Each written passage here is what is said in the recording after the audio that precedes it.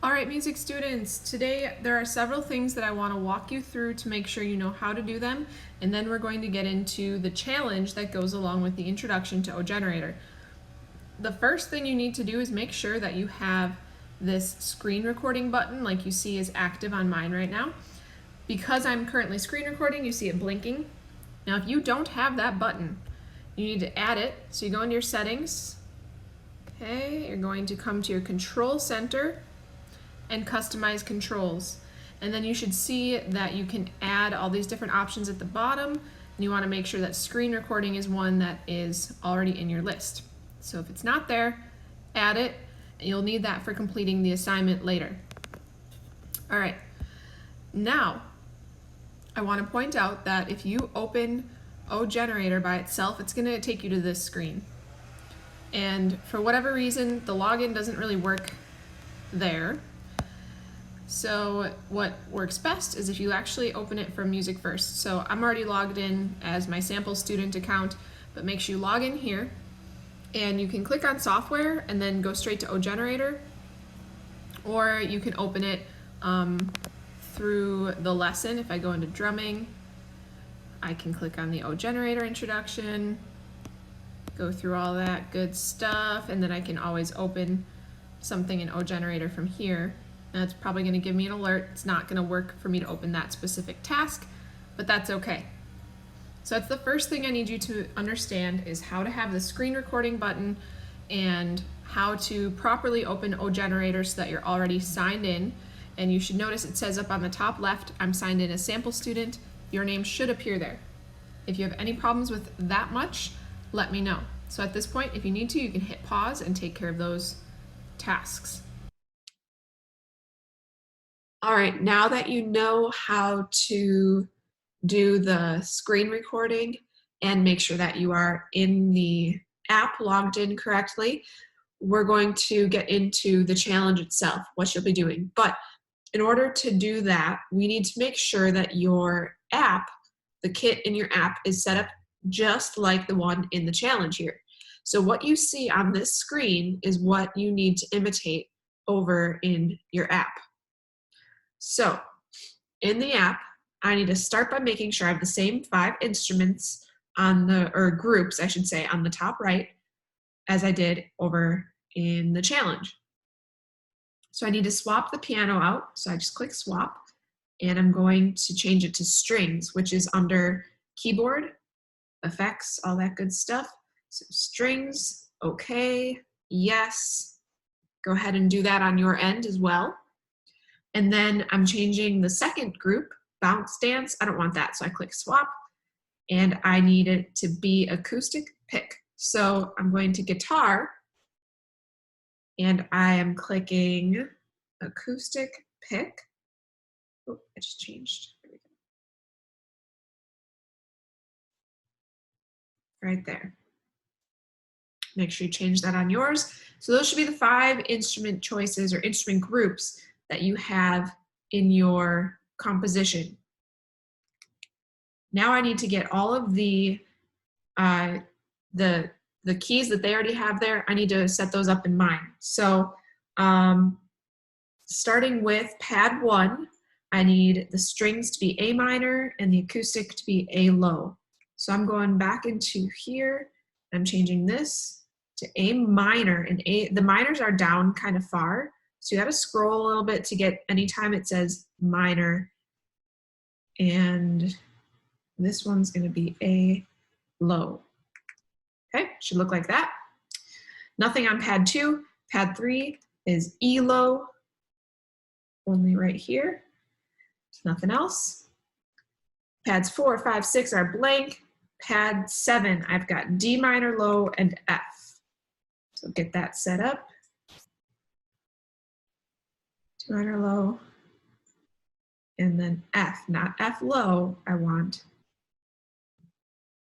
F. Okay.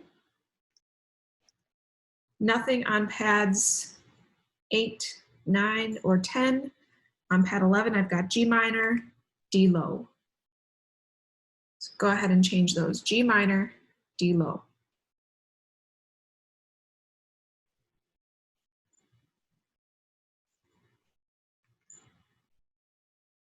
Nothing on 12 or 13. Change pad 14 to A and B flat major.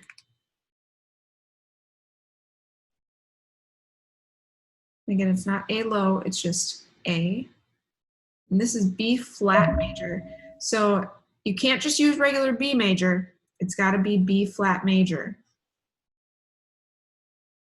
Right there.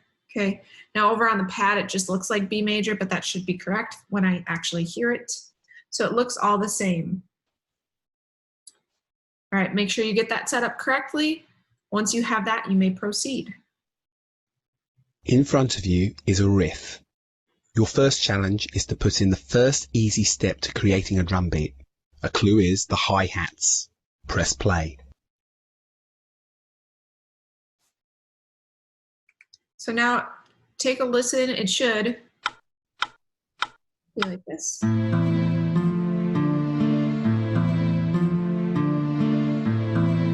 Okay, but now you're adding in the hi-hats. Think back to what we learned in the introduction.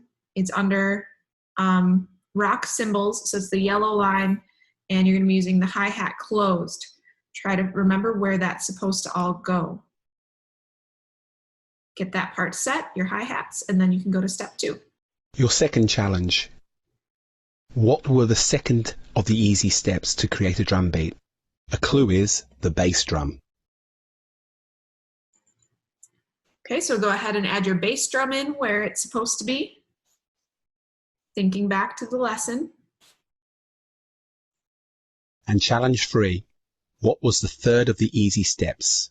A clue is the snare drum. So get your snare drum set where it's supposed to be. And then next. If you look in Watchbox, you can see whether you got the challenge right. The 3 easy steps. So it should look like this. You've got the bass drum on beat 1, snare drum on 2 and 4, and the hi-hats on 1, 2, 3, 4. If you have that, then you are correct. If you did not have that, please go change it now and then come back to the lesson. Lastly, build up the beat by using your bass drums and using some more hi-hats. And when you're happy, save your work. All right, so there you go. That's your challenge. You know how the foundation is supposed to look. It should be just like what I showed you in that watch box. And then you are changing it up. You're making it a little different. You're gonna give it more of a driving rhythm by adding in some bass drums, and you can change up the hi-hat as well. You can add more hi-hat. You could add some open hi-hat. And we actually, in the introduction lesson, had the toms mixed in. So you could also try the toms and play around with the sound, see what you like. Once you have that done, again, you're going up here, you're going to hit the screen record button, and from there, you're going to submit that recording to Teams. If you want to be able to save your project, you can do that here. So first of all, before you do, for your screen recording, once you hit screen record, come back over here and you'll hit play. Let it go through a few times so I can hear it and see it. And then if you'd like to save it, you can do it here, title it, and so on. All right, so that's it. That's the challenge. I will give you until the end of the weekend to have this completed since we had so many issues with technology this week. So that's it for now. Until next time, I'll take care and I'll see you soon.